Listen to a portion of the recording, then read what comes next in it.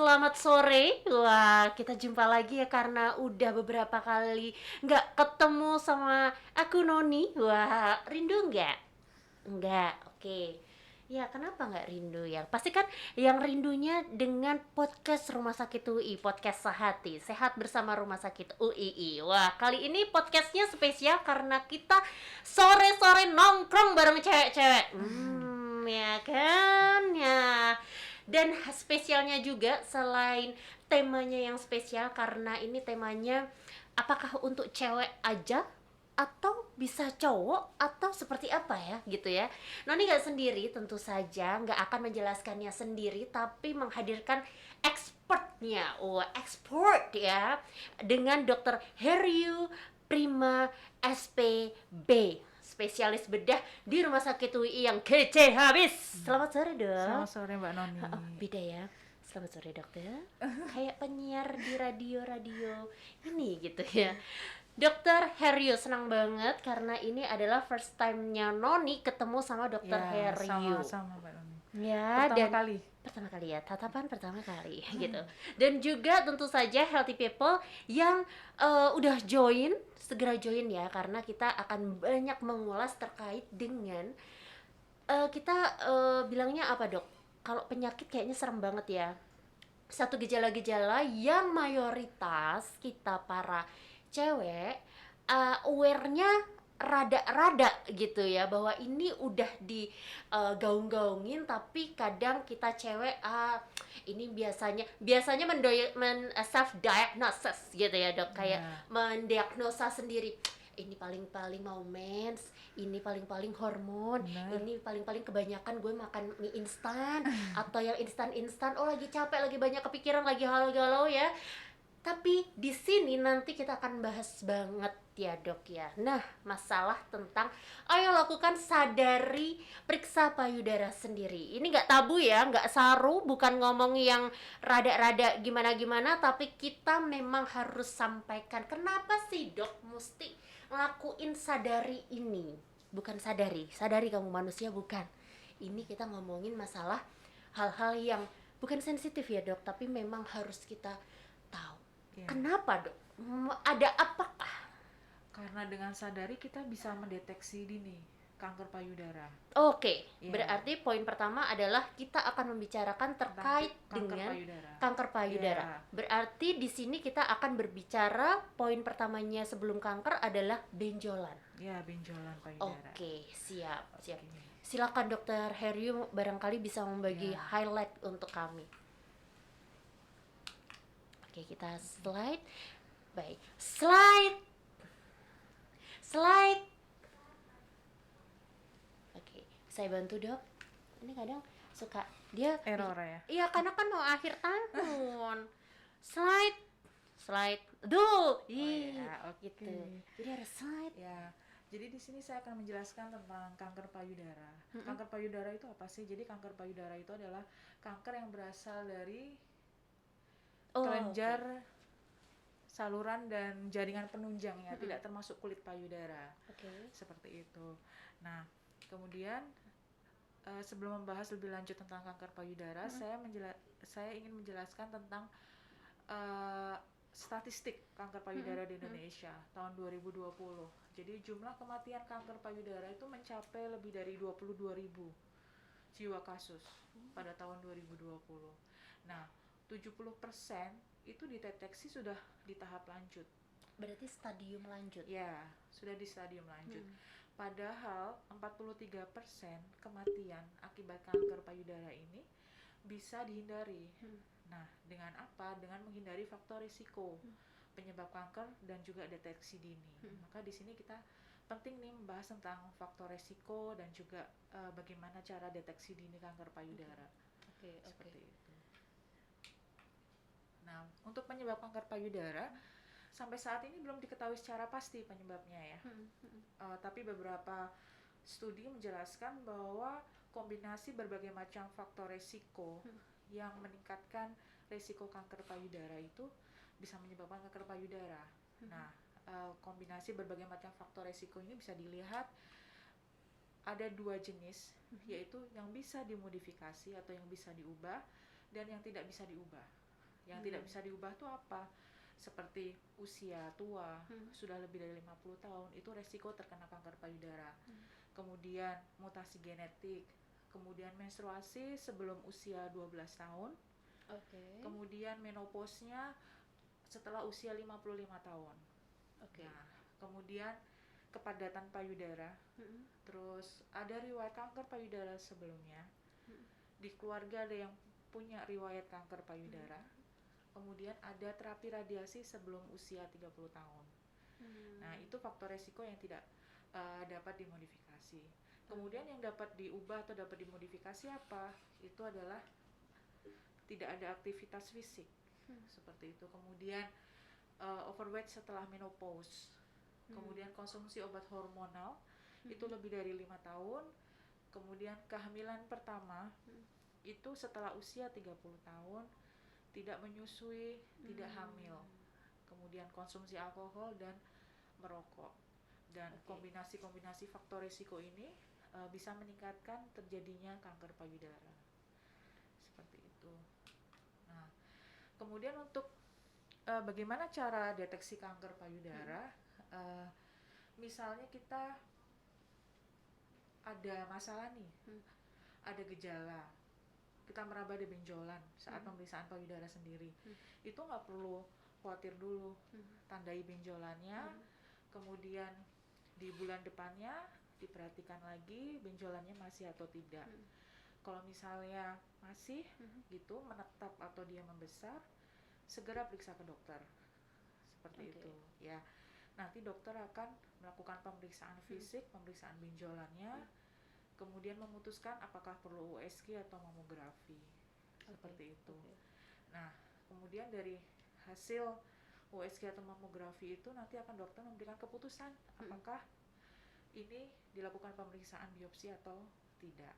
Seperti itu. Jangan khawatir bahwa benjolan payudara itu nggak semuanya kanker payudara, seperti itu.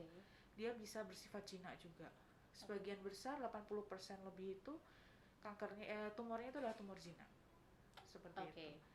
Nah, ini harus lebih diwaspadai kalau kita usianya lebih dari 40 tahun ke atas ya, seperti itu. Kalau misalnya usia kita kalau misalnya kita tidak ada gejala gitu, harus tetap rutin sadari, pemeriksaan sadari. Nanti kita bahas lebih lanjut ya tentang sadari. Next ya. Nah, deteksi dini atau screening yang disarankan untuk kanker payudara itu ada 3. Yang pertama sadari. Sadari itu pemeriksaan payudara sendiri, kita sendiri yang melakukan. Kemudian sadanis. Sadanis itu pemeriksaan payudara klinis oleh dokter. Kemudian yang ketiga melakukan mamografi, seperti itu. Kalau misalnya mamografi tidak tersedia, kita bisa lakukan dengan USG juga, seperti itu. Nah, sebenarnya apa sih deteksi dini itu? Tujuannya apa? Yaitu untuk menemukan benjolan dan tanda-tanda lain pada payudara sedini mungkin, seperti itu. Biar tindakannya juga secepat mungkin. Ya. Nah, pemeriksaan payudara sendiri itu ada jadwalnya nih. Jadi dilakukan hari ke-7 sampai dengan hari ke-10 dari hari pertama menstruasi. Seperti itu. Jadi hari pertama menstruasi, 7 hari setelahnya lakukan pemeriksaan payudara sendiri. Karena kadang ada perubahan hormonal ya dok, kalau misalnya menjelang menstruasi kan kita kadang payudaranya terasa sakit, kencang, biar nggak mengaburkan gejala. Nah, kemudian kalau misalnya untuk wanita-wanita yang sudah tidak menstruasi atau menopause, nah kapan sadarinya? Tetap sadari, tapi di tanggal yang sama setiap bulannya. Misalnya tanggal 15 berarti 15? Tanggal 15, ya, rutin, seperti itu. Ya. Nah, ini untuk cara-cara pemeriksaan payudara sendiri ada beberapa macam step ya. Yang pertama itu kita berdiri di depan cermin, posisi tangan kita di samping badan, atau misalnya posisi tangan di belakang kepala atau berkaca pinggang gitu. Kemudian kita lihat apakah ada perubahan bentuk payudara, ada benjolan enggak gitu. Bentuk kulit payudara seperti apa, seperti itu. Kemudian jangan lupa di daerah puting, Mm-mm. dan sekitarnya juga kita pencet, kita lihat apakah ada cairan yang keluar atau tidak. Oke. Seperti itu. Nah, kemudian tidak hanya posisi berdiri atau duduk, Mm-mm. tapi kita juga pada posisi berbaring juga saat memeriksa ya. Mm-mm. Berbaring, tangan kita di belakang kepala, bahu kita diganjal bantal. Kemudian kita raba payudara dengan menggunakan 3 jari. Nah, posisinya dari arahnya dari luar ke dalam ke arah puting. Oke. Seperti itu. Kita raba ada benjolan atau tidak. Seperti itu ya.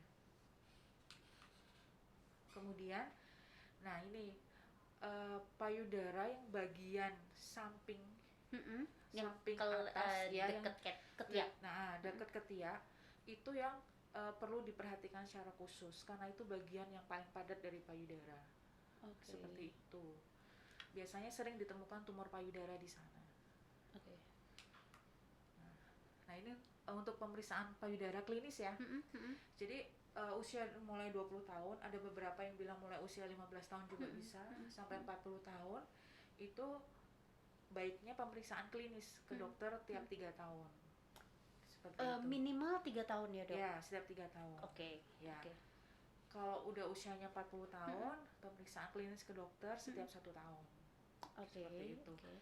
Nah, kalau misalnya kurang dari 40 tahun nih, atau usia muda, tapi dia punya riwayat keluarga dengan kanker payudara, terus faktor risikonya tinggi, itu screening bisa dimulai lebih awal. Oke. Seperti itu. Kalau misalnya risikonya tinggi, kita bisa lakukan mamografi. Oke. Ya, atau MRI, tapi MRI kan harganya cukup mahal ya, seperti itu. Dan lama juga hasilnya. Oke. Nah, ini mamografi ya. Kadang beberapa dari kita kurang nyaman dengan pemeriksaan mamografi, begitu Iya, betul nggak sih, Dok? Iya, memang kadang ada yang bilang sakit juga kan. Seperti Oke. itu. Nah, mamografi itu membantu menemukan kelainan payudara ya. Terus biasanya digunakan untuk usia 40 tahun seperti itu. Oke. Kalau masih muda Produktif. biasanya pakai USG gitu. Oke. Nah, mamografi yang dibarengi lagi dengan USG itu dia bisa meningkatkan keakuratan deteksi dari kanker payudara. Oke. Seperti itu. Kalau mamografi nggak tersedia, boleh USG. Oke. Nah, ini sering banyak mitos ya tentang kanker payudara Iya, ya. benar. Ini beberapa yang saya rangkum yang sering ditanyakan. Misalnya tidur menggunakan bra itu bisa menyebabkan kanker payudara gitu. Nah, itu nggak ada hubungannya. Berarti penggunaan pakaian dalam khususnya itu BH gitu ya atau bra Ya, itu tidak ternyata ada. mitos ya, Dok ya. Mitos, ya. Ini ada sesi mitos dan fakta dari Dr. Heryu ya. Iya, Oke. seperti itu. Misalnya kalau kita sudah menerapkan pola hidup sehat nih, kita nggak akan terkena kanker payudara. Oke. Nah, belum tentu juga. Kadang orang dengan pola hidup sehat, bersih, bisa aja terkena kanker payudara. Seperti penjelasan saya sebelumnya bahwa kanker payudara itu bisa kombinasi dari berbagai macam faktor resiko. Oke. Seperti itu. Nah, terus bawa ponsel dekat payudara. Itu nggak ada bukti juga. Nyakuin gitu ya. Itu tidak HP. ada bukti bahwa ponsel dapat menyebabkan kanker payudara. Oke, siap. Nah, kemudian kanker payudara hanya menyerang wanita tua.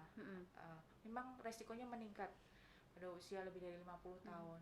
Tapi wanita muda pun dapat terkena kanker payudara. Bahkan pria pun juga bisa terkena kanker payudara. Seperti itu. Deodoran menyebabkan kanker payudara, itu nggak ada hubungannya. Oke. Nggak ada hubungannya ya. Jadi aman ya, nggak ada alasan ada mitos ini kemudian kamu nggak pakai deodoran. Ya, kemudian benjolan payudara itu pasti kanker. Betul. Belum pasti. Iya. Kemudian kanker payudara menurun di keluarga. Memang ada faktor resiko. Iya, tapi hanya sekitar 5-10% kanker payudara yang diturunkan ke keluarga. Oh, berarti jika kadang gini, Dok. Saya punya riwayat, ada salah satu artis begitu ya, baik di Indonesia maupun di luar gitu. Dia mengoperasi payudara karena orang tuanya ibunya memiliki riwayat kanker seperti itu. Ada apakah ini memang dilakukan untuk mencegah atau memang seperti apa sih, Dok? Ya, kalau setahu saya itu karena sudah terdeteksi gennya, ada mutasi gen, namanya Oh. BRK1 sama BRK2. Kalau misalnya ada mutasi itu, terus pasien pengen preventif mastektomi, itu bisa dilakukan. Oh, berarti Ya, kalau memang, misalnya satu tingkat, misalnya ya, orang tua kita ada, iya, berarti kita harus melihat juga riwayat sebelum-sebelumnya. boleh, iya bisa. Biasanya Oh, satu oke. tingkatan keluarga. Oh, oke, Ya, oke, oke, kalau oke. misalnya ada ayah, ibu, adik, kakak yang terkena gitu, Mm-mm. kita harus lebih waspada. Oh, Gitu. oke, oke. Ya. Berarti ini bisa dibilang masuk mitos atau ada setengah-setengahnya Ya, fakta nih, ada Dok? faktanya juga. Ada faktanya ya, oke. Ya. Seru ya ngomongin mitos dan fakta. Kita next. Nextnya gimana Ya, nih? next gitu. Ya, oke. Oh ya Ini. ini. Nah, untuk tata laksana tumor payudara ya. Jadi benjolan payudara kan tadi belum tentu kanker payudara ya. Tumor payudara itu dia bisa abses atau kumpulan nanah gitu. Terus dia bisa tumor jinak atau dia tumor ganas. Nah, tata laksananya itu tergantung kasusnya. Kalau misalnya dia isinya nanah, kita biasanya lakukan sayatan untuk mengeluarkan nanahnya. Ya, kemudian kalau misalnya dia tumor jinak, kita bisa lakukan pengambilan tumor dan jaringan sehat di sekitarnya. Kalau misalnya dia cancer gitu ya, dari hasil biopsi ada ganasnya gitu, itu nanti kita lihat dari stadium kankernya. Ya, ada yang bisa mastektomi. Mastektomi itu pengambilan payudara ya, jaringan payudara gitu. Ada yang sinar, ada yang kemo, ada yang hormonal terapi. Nah, itu semua tergantung dari stadium dari kanker payudara. Seperti itu. Oke. Ya. Nah, ini pencegahan penyakit kanker payudara saya ambil dari Kemenkes ya, disingkat CERDIK. Jadi cek kesehatan secara rutin. Seperti yang tadi dijelaskan. Kemudian jauhi asap rokok ya, enyahkan asap rokok ya. Rajin aktivitas fisik, diet seimbang, istirahat cukup, sama kelola stres. Seperti itu. Ini mendekat pada kehidupan fata morgana kita, ya para wanita-wanita ya. Karena kalau asap rokok hampir di setiap momen itu ada ya kontribusi. Sekarang udah bukan cowok cewek lagi ya, Dok ya. Kemudian yang paling bahaya adalah memang perokok pasif ya, Dok. Pasifnya ya, perokok pasif. Emang dia nggak ngerokok sih tembakau, tapi ganti yang elektrik gitu. Oke, ini ya. Nggak cuma untuk wanita, tetapi tadi speech Dr. Heryu menarik deh, bahwa cowok juga berpotensi ternyata ya. Karena cowok cewek ini punya kelenjar payudara ya, Dok. Oke. Nah, kita bahas ya nanti ya di sesi tanya jawab. Oke. Ada lagi, Dok? Oke, tadi di close dengan cerdik ya, cek kesehatan, kemudian hindari asap rokok, kemudian banyak aktivitas fisik, kemudian istirahat yang cukup, diet, dan juga kelola stres. Kagak boleh stres ya, selain berkerut. Oke, kita akan masuk ke sesi segmen kedua, Dok. Segmen kedua ini adalah segmen yang paling menarik untuk healthy people dan juga Noni tentunya ya. Kenapa? Di sesi kedua ini kita akan mengupas tuntas terkait dengan ternyata kanker payudara atau CA mama ini banyak sekali faktor resikonya, dan dari yang Dokter Heryu tadi sampaikan ternyata deket sama kebiasaan sehari-hari atau kebiasaan-kebiasaan salah kita gitu ya. Nah, aku mau awalin segmen pertanyaan ini di aku dulu ya. Dok, mitos atau fakta, atau boleh dokter berikan penjelasan terkait dengan kan banyak ya, Dok. Nah, di aplikasi-aplikasi hiburan kita lah, di gadget gitu. Krim pembesar payudara. Kemudian juga waktu itu ada tren silikon. Biar tampak paripurna gitu ya. Nah, apakah ini bisa menjadi pencetus adanya benjolan yang tumor untuk ke arah CA? Ya, kalau itu belum ada studi lebih lanjut ya tentang apa faktor risiko penggunaan silikon atau krim pembesar Krim-krim.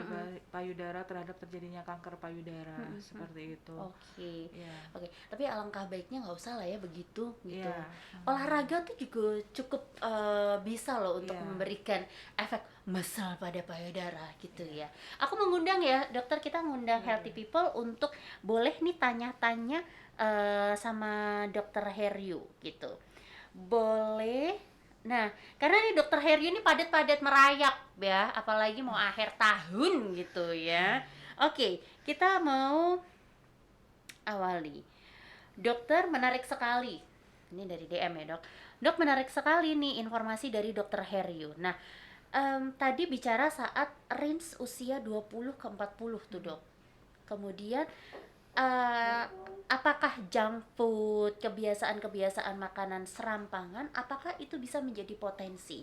Dan kenapa bisa dikatakan cancer sih, Dok? Oh, ya, oke. Ya. Kalau untuk makan makanan junk food seperti itu atau makanan yang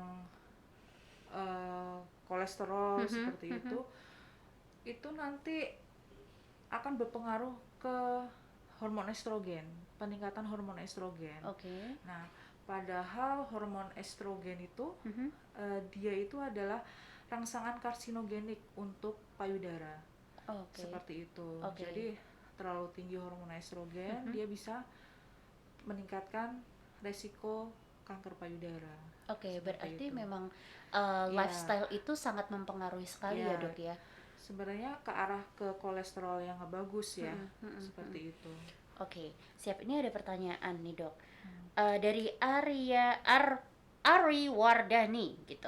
Apakah betul jika ibu kena kanker nanti bisa ke anak cowoknya?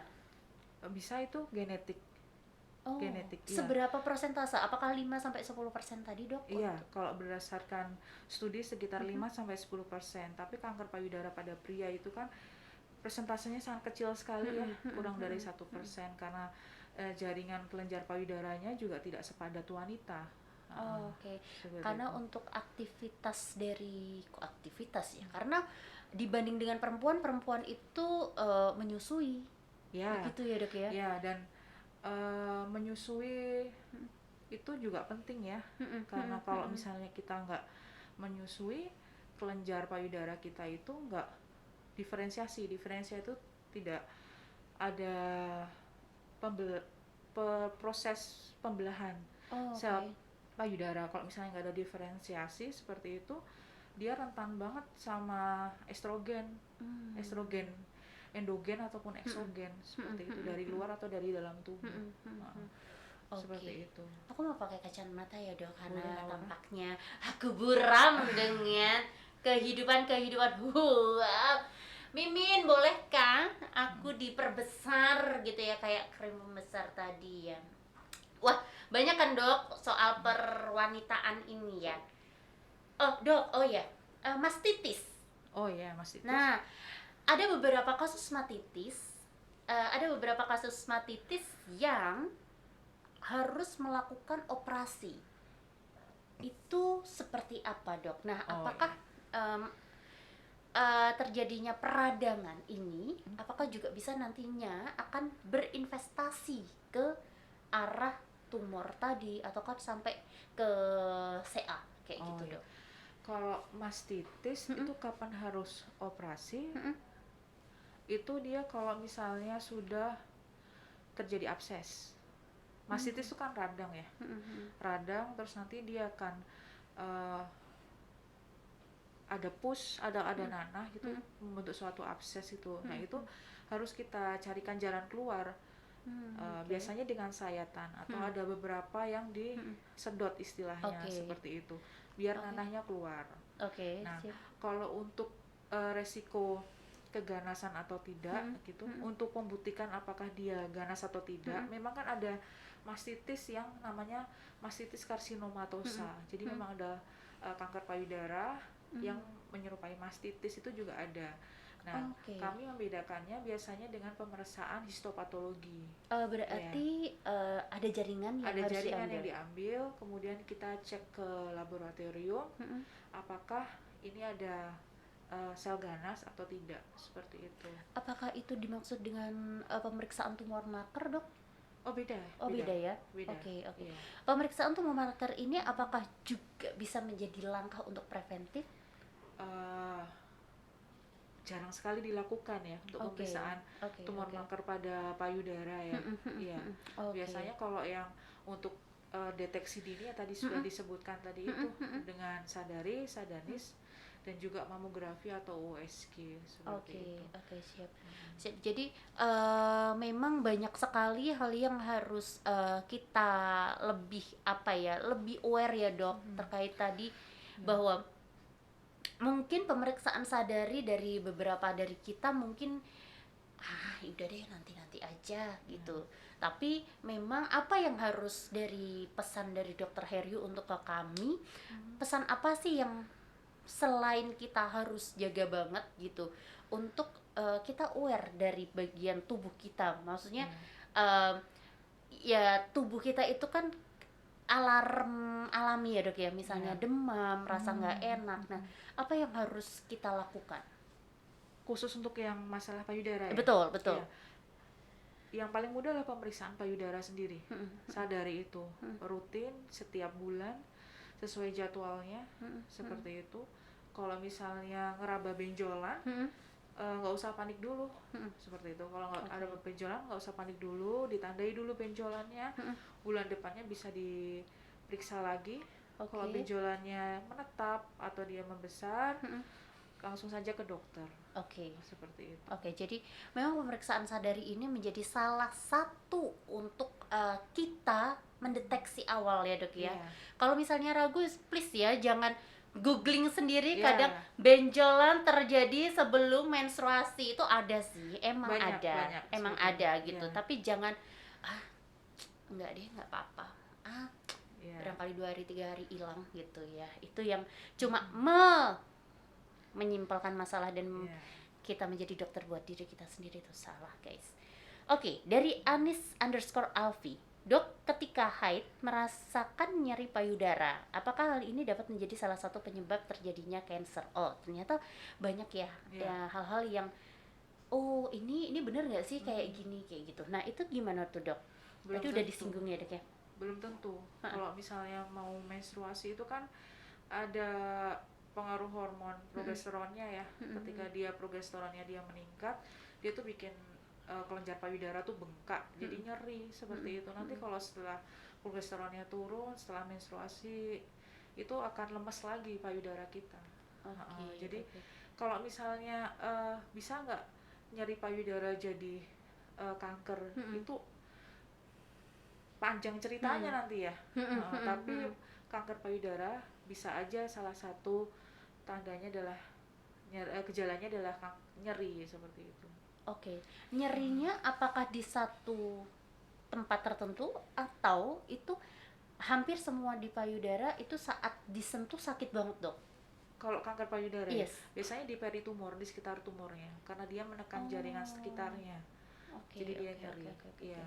Nah, dari persentase 70% tadi, Dok, kasus tumor cancer ya, cancer payudara, dari 70% persentase terbesarnya apakah itu dari lifestyle atau itu dari genetik? Kalau yang penyebab pasti yang itu dari genetiknya. Genetiknya ya. Dari yang tidak dapat dimodifikasi itu genetiknya. Iya. Siap. Ada satu pertanyaan tadi dari Ari Wadani udah, dari Anis_Alfi juga udah. Yang dari mana ya itu? Udah semua ya? Ada ya? Dok, apakah yang atas, Min tolong dong itu dibesarkan ya. Apakah kanker bisa diturunkan? Sudah tadi. Sudah ya, ke anak cowoknya udah ya. Berarti sudah semua ya, guys. Ternyata. Nah, dokter, kalau yang dokter pernah alami, usia berapa sih, Dok, ditemukannya adanya CA dengan stadium 3 sampai dengan 4? Kalau selama saya praktek jadi spesialis bedah, ada yang usia 19 tahun gitu. Itu genetik. Saya lupa waktu itu ya, apakah dia Oh. ada riwayat keluarga atau tidak ya. 19 tahun Ya, heeh, dan ada. vasektomi. Jadi gini, kanker payudara, kalau misalnya kita udah terdiagnosis awal kanker payudara, itu nggak langsung semuanya mastektomi gitu. Kan orang-orang pikirnya payudaranya langsung diangkat semua nih, padahal kan sekarang udah ada berbagai macam teknik ya. Salah satunya itu misalnya breast conserving therapy. Jadi kita angkat benjolannya sama kita angkat kelenjar getah bening ketiak, tapi bentuk payudara masih dipertahankan. Nah, ini ada syarat-syarat tertentu, ukuran tumor, terus habis itu metastasis. Jadi kalau makanya perlunya deteksi dini tuh itu. Semakin terdeteksi di stadium awal, itu angka harapan hidupnya semakin bagus, kualitas hidupnya semakin meningkat, seperti itu. Dan tidak selamanya harus yang mastektomi diambil semua, diangkat payudaranya gitu. Berarti tindakan tidak harus menghilangkan si payudara itu sendiri ya, Dok? Ya, tapi tergantung stadiumnya. Oke. Selama tadi ya bahwa kita bicara stadium derajatnya tuh udah sampai mana gitu ya. Nah, itu untuk membuktikan itu makanya perlu berobat ke dokter. Betul. Dokter bedah atau dokter bedah onkologi gitu untuk menentukan stadiumnya. Oke. Menarik ya, kita harus ingat-ingat betul tadi ya bahwa tidak hanya cukup sadari tetapi juga ada sadanis bahwa kita harus ke dokter gitu ya untuk dokter. Metode yang lebih klinisnya seperti apa, dan juga tadi melakukan pemeriksaan penunjang medik, salah satunya adalah salah dua diantaranya adalah mamografi atau USG gitu ya. Serasa kalau kamu misalnya mamografi, dari pengalaman dari kamu browsing kok kayaknya ngeri banget ya. Nggak apa-apa. Itu mungkin kamu bisa memilih alternatifnya untuk USG. Jadi tidak ada alasan yang satu kurang nyaman, tapi ada satu alternatif yang itu bisa comfort juga buat kamu. Kayak gitu ya. Oke. Ada closing statement untuk podcast Sehati hari ini nggak, Dok? Ya itu kita harus deteksi dini pokoknya ya. Lakukan deteksi dini dengan cara sadanis, mamografi atau USG. Terus sadari harus dilakukan rutin. Seperti itu. Ya, sama kita harus kelola tuh faktor risiko yang bisa dimodifikasi. Kalau yang tidak bisa dimodifikasi kan kita nggak bisa ya. Kita kelolanya itu yang faktor risiko yang bisa dimodifikasi. Misalnya rokok ya kita hindari. Jangan banyak aktivitas malam, tidur malam, istirahat, kelola stres, seperti itu. Siap. Dan kalau mau dari Healthy People yang belum sempet banget nanya nih, Dok. Dokter Herio di Rumah Sakit UI kalau nggak salah di hari Senin, Jumat, Senin, Rabu, Jumat, sore dan Minggu pagi. Tuh. Minggu nggak ada alasan buat kamu, saya sibuk kuliah, saya sibuk apa-apa, saya kerja. Minggu ada loh pagi, dan itu jarang banget ya. Jarang banget di pagi hari, dan pagi harinya itu di sekitar jam 7-8 ya, Dok ya? Atau 8. Jam 7 atau jam 8 pagi. Nah, buat kamu yang pengen banget konsultasi sama Dokter Herio Prima spesialis bedah, kamu bisa ya nanti WA di hotline-nya Rumah Sakit UII. Nah, nanti kita akan update dan memberikan informasi terkait dengan nggak hanya cuman kesehatan payudara tetapi semua, karena Dokter Herio lebih privasinya lebih ya. Kalau kita cewek tuh kayaknya konsultasinya tuh lebih mendalam gitu ya. Coba diangkat.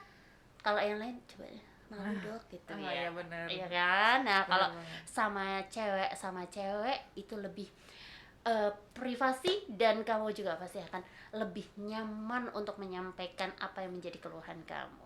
Oke, ingat ya tadi pesan Dokter Herio, menjadikan wanita yang cerdik.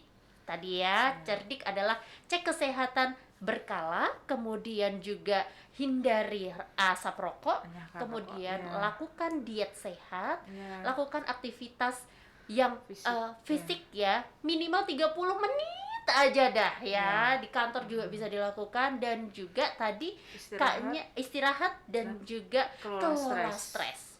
Dan juga kamu akan lebih paripurna lagi, kamu tambah dengan 3 tahapan, yaitu sadari, sadanis, dan juga lakukan pemeriksaan penunjang medik untuk mamografi atau USG mamai. Udah lengkap deh ya. Kalau kamu bisa ya nanti kirim-kirim DM tadi summary-nya apa aja, nanti kita kasih deh ya. Dokter Heryu, terima kasih sekali sudah menemani you ya di sore-sore. Enak ternyata ya ngobrol sore-sore. Besok kita di Cafe Sehati barangkali ya, podcast sambil ngopi sore-sore. Enak ya gitu. Oke Dokter Heryu, terima kasih sekali ya, waktunya. Selamat kembali berpraktek.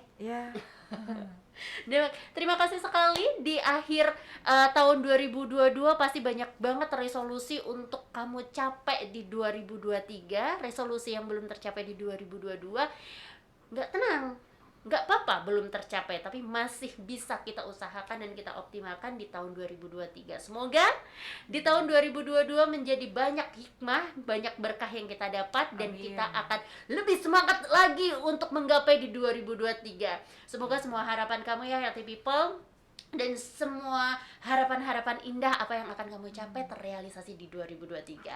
Wah, selamat belum ini ya, liburan ya anak sekolah, karena Rumah Sakit UI punya program hitan khusus liburan. Loh, habis kita terus berenang.